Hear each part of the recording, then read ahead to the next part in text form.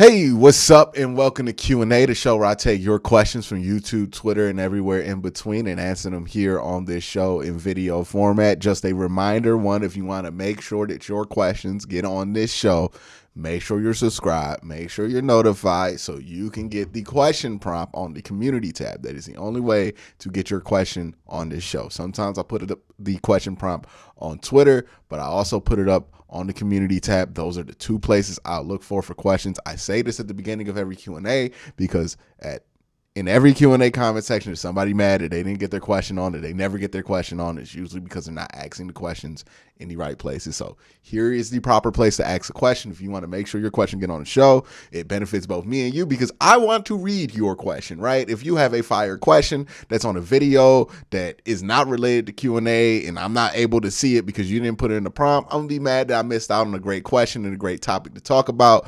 And you're going to be mad that your great question didn't get answered. This is how we can come together. Make sure you subscribe, make sure you're notified so you can put your question out on the question prompt. Sometimes it's random, but most of the time it's on Thursdays. It's on Wednesday. It was today because I forgot to do a Q&A after the draft, so I'm kind of making up for it by doing this now.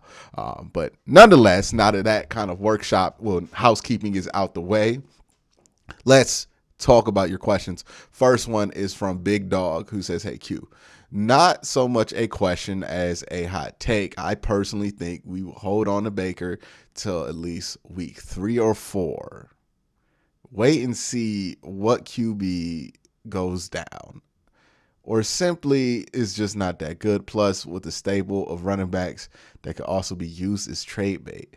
The Ravens would have given up anything last year for one running back. I think AB is getting a first-round pick back." Okay, man, Big Dog, I appreciate this question. And look, I'm going to tear into this question. I'm going to be honest with you because I think there's a lot of issues with the logic here.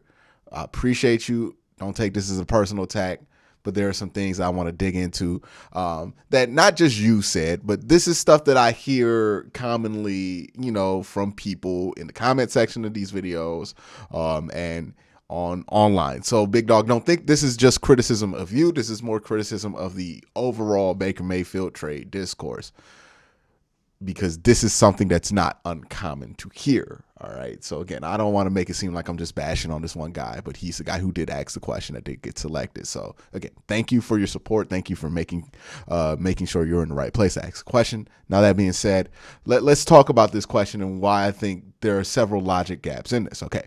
1, the Browns keeping Baker till week 3 or 4. Now, it's not a logic gap. This is one of those things that only makes sense if you think about football and you think about the players as computers, right? Not like people, because this is just wrong, right? It would be wrong. Like, I would be opposed to this, not from a strategic standpoint, but as a Browns fan, like, this just wouldn't rock right with me that they would do something as draconian as this, which is hold on to a dude they have no intention on playing in the hope that they could squeeze a little bit of value out of him.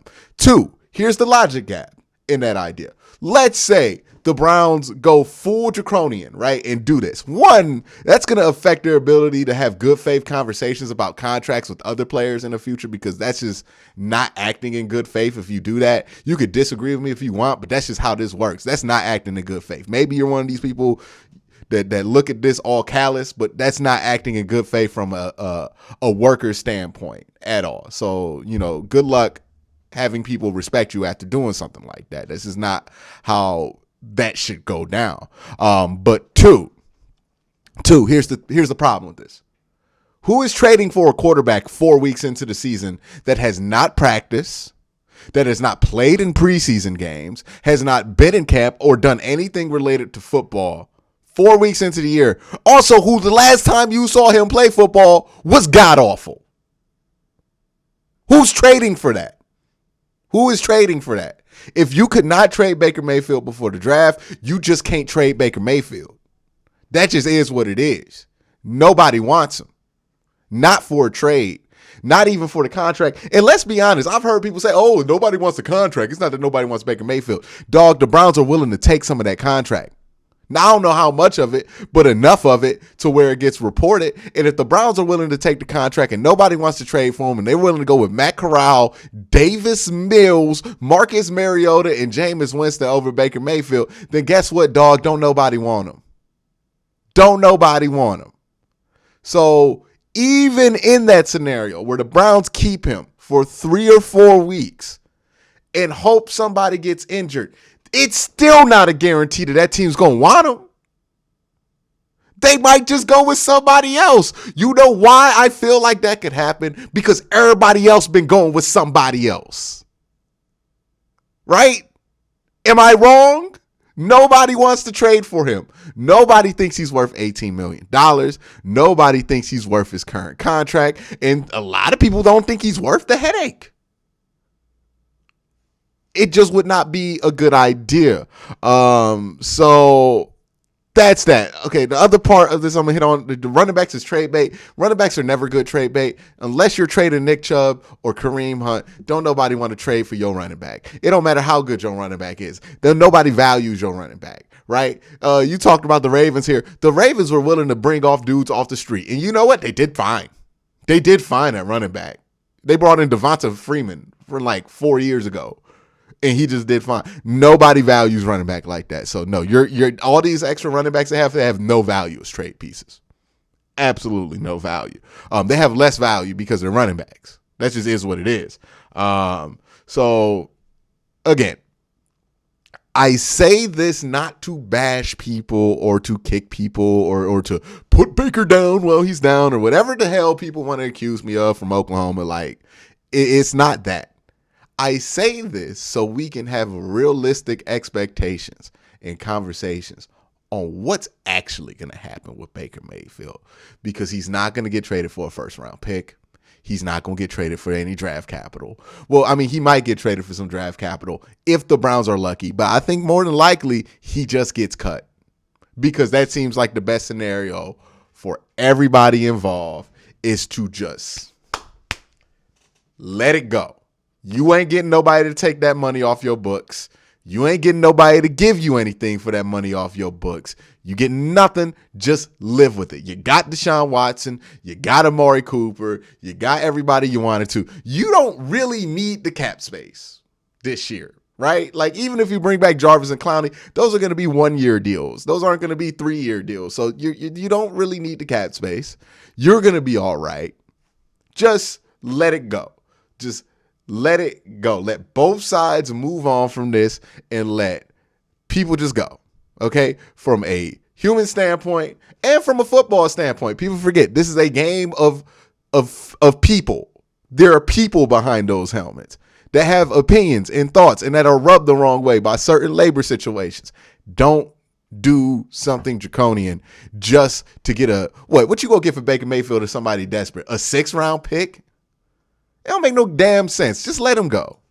Just let him go. At this point, nobody wants him. Let him go. All right, the next question comes from, that's Micah, who says, what do you think David Bell's ceiling is? To me, he reminds me a lot of Devontae Adams in college, which is obviously not the likely outcome, but Adams did a really slow start before he started to get more refined and even a bit faster. I don't think David Bell's ceiling is Devontae Adams. I would not throw that out there.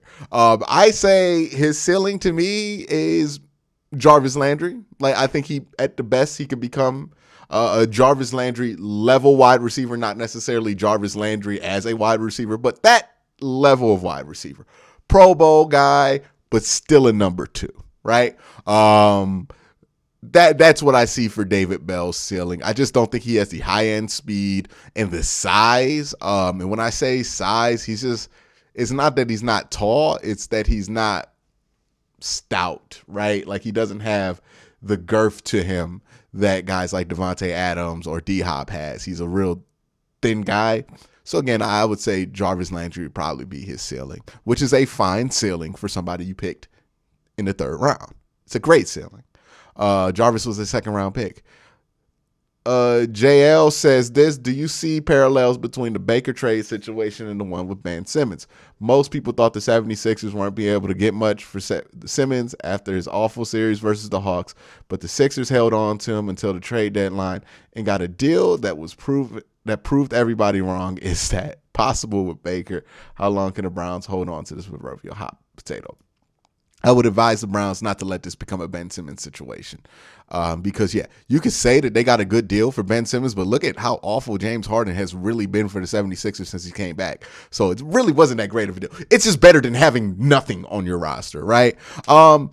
But look what all the garbage they had to deal with while they had Ben Simmons on their roster, right? All the unnecessary headlines, unnecessary storylines, unnecessary questions, unnecessary headaches that they had to deal with going on throughout the season because they were carrying an extra man on the roster that didn't want to beat her. I think that's just what you want to avoid, quite frankly. Now, as far as will the Browns be able to get a similar return? Well, it's different when it comes to Ben Simmons because, Ben Simmons was a unanimous number one overall pick, which means everybody thought that he should have went number one overall. Everybody agrees that he has tremendous talent. Everybody thinks that Ben Simmons is good in certain roles, but they just don't know if he could be the best player on your team. That's not the case with Baker Mayfield, right? Baker Mayfield's a different situation where he went number one overall, but he wasn't the number one overall pick, right? He wasn't the number one prospect by a large sum of people in that draft class, right? Like it was a mix of guys that was up there for the number one overall pick in 2018. So it's not like Baker is seen with the same pedigree as Ben Simmons. Baker is seen with the same, like people look at Baker more along the lines as you would look at a second round pick or a third round pick when it comes to what they feel like his potential is versus the number one overall pick. It's just a coincidence at this point that he was the number one overall pick. So yeah, there are certain similarities between this situation. But again, like I said in the last question before, who the hell is, like in basketball, you could trade for somebody to come hoop because it's just basketball at the end of the day. Like you can make things a little complicated, but every basketball team at a certain level runs the same concepts, runs the same plays, and they just hooping at a certain point, right? Football's a little bit different than that. Nobody's going to trade for a quarterback in week 4 that ain't never played football in a year and a half. Nobody's doing that. So the longer this goes on, the worse it gets for his trade value.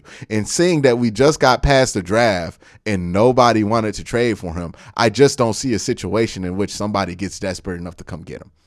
I really don't. Even if somebody gets injured, maybe they're fine with their backup. Maybe they just want a backup for their backup, right? Like not everybody who gets their quarterback injured wants to go all out and get a guy. Like if Tom Brady goes down, you think Tampa Bay is going to think they're going to save their season by trading for Baker Mayfield? No, they just going to call it for what it is and just get the draft pick and move on with their life, right? Like this assumption that even a good team, if their quarterback goes down, like maybe Indy, but Indy's already passed on Baker Mayfield, but maybe a team like Indy would do it. We know Tennessee ain't going to do it now that they got Malik Willis. Like there's just no real path to trade him. There really isn't. So I would just lean towards releasing him. I don't want to be here talking about Baker Mayfield not showing up to no damn training camp. Don't nobody want to be here talking about no damn Baker Mayfield no more. We really don't. So let's just let him go. Let him go to a new team. Let him have a fresh start and let him move on and let the Browns move on too. Because this is just, nobody has any plans for him here in Cleveland. And the ideal that Baker's going to sit out for the whole training camp, but if Jacoby Brissett's not good, we're just going to throw Baker in there with no, just cold like that when we traded him to begin with. Like nobody, none of this stuff makes sense to keep Baker Mayfield on the roster. From a football standpoint, from a trade asset standpoint, it does not make sense anymore. This is approaching, you just got to cut them territory. I understand they're going to wait till these practices become mandatory to do that, but until then, unless they could work out a deal. Here's the one scenario where I think it could work. Maybe the Browns and Baker Mayfield could work out a deal for a mutual release so they don't have to eat all that money and Baker has to pay back some of it, some of that guarantee. But even then, this is not a regular contract. This is a 5th-year option guarantee. I don't think you can even do that. I think you're either stuck with the $18 million and you cut him, or you try to trade him and somebody else is stuck with the $18 million. But don't nobody want to take that on for him. Don't nobody even want to take $10 $10 million on from him. So you just got to let him go if you don't think he's going to be on the team. And they clearly have no plans for him to be on the team. They've signed like 4 quarterbacks. They have no plans for him. Might as well let him go. All right. Next question comes from Ashton, who says, do you think Perrion Winfrey is a day one starter, or do you think he'll be a rotational guy? I have to see, right? Because the one question about Perrion from his tape at Oklahoma is his run defense, right? And if he's terrible on first and second down, you can't really have him out there all the time. It's kind of similar to like a Larry Ogunjobi. But why I'm so high on Perrion Winfrey is when I saw him in his more natural position, a 3-tech at the Senior Bowl. You know, they had him at 0-tech a lot at Oklahoma and playing nose and doing a lot of stunts and twists and things like that, where he would just get pushed up the field if he was being aggressive. So it made him look even worse in run defense. But when he was at 3-tech, even sometimes at Oklahoma, but most of the time at the Senior Bowl, he was actually pretty good in run defense. So I want to see if just that position switch is enough for him to be good, because he has the length and size, I think, to be a good run defender. And I think he has the motor to be a really good run defender. Nothing about him tells me that it's going to be prohibitive for him to be a good run defender in the NFL. So I think he has that ability. If he does flash that during camp, then yeah, he'll be a day one starter. But if not, then he will be a rotational guy, maybe an energy rusher where they try to get those UFO packages in there to get extra pressure. The next question comes from Evan, who says, do you think Baker makes it to camp before being traded or even further? They got to get rid of bruh at some point. You know, I've said it enough in this video, but they got to get rid of bruh at some point. And I think that point will be before July. I would hope that point would be before July. You know what I mean? Just let him go. Let him find another team, right? Because the last thing we need is Baker Mayfield being unemployed this season and him being on ESPN crying all the goddamn time. Like, let him find another team. Let him get busy, occupied, and let everybody else just move on, man. Like, at this point, and we haven't even really reached the apex of this conversation, right? People gonna ask about Baker during training camp if he's still on this roster. Let's just move on, man.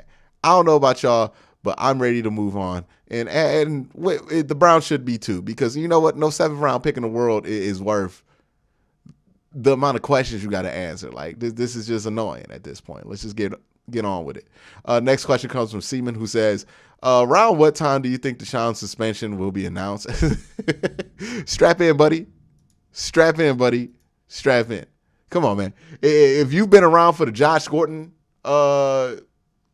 extravaganzas, which is waiting for the suspension to drop for him, dog, you know for a fact we about to be out here waiting. They're going to let Deshaun Watson play the whole preseason. They ain't going to tell us a word about what they're going to do with him. Like, we ain't going to find out nothing. We might not find out till during the season. Hell, we might not find out till next year what they're going to do about him.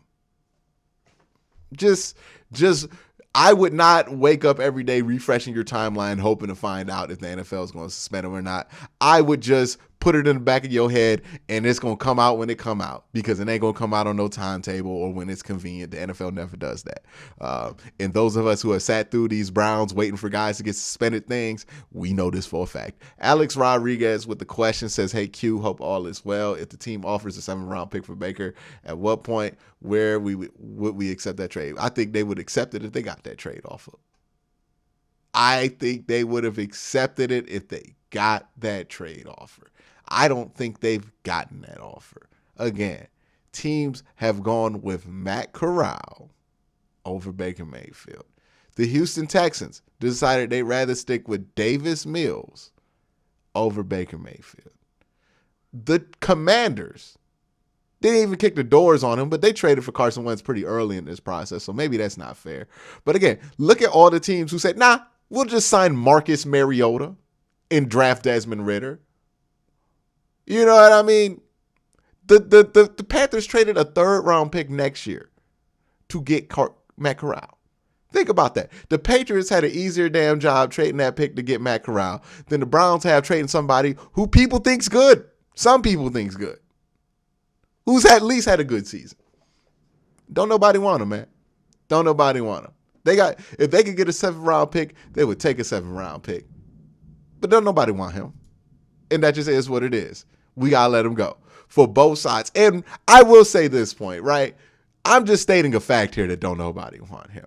I think some of these teams are going to regret not sending a 6th or 5th round pick to Cleveland to get Baker Mayfield, because I do think he'll be a top 15-ish quarterback in the NFL after this whole thing is said and done. But maybe the league just feels like he needs to be humbled, and this is a group effort to humble him, because, man, he's not good, right? And he was atrocious last year, but damn,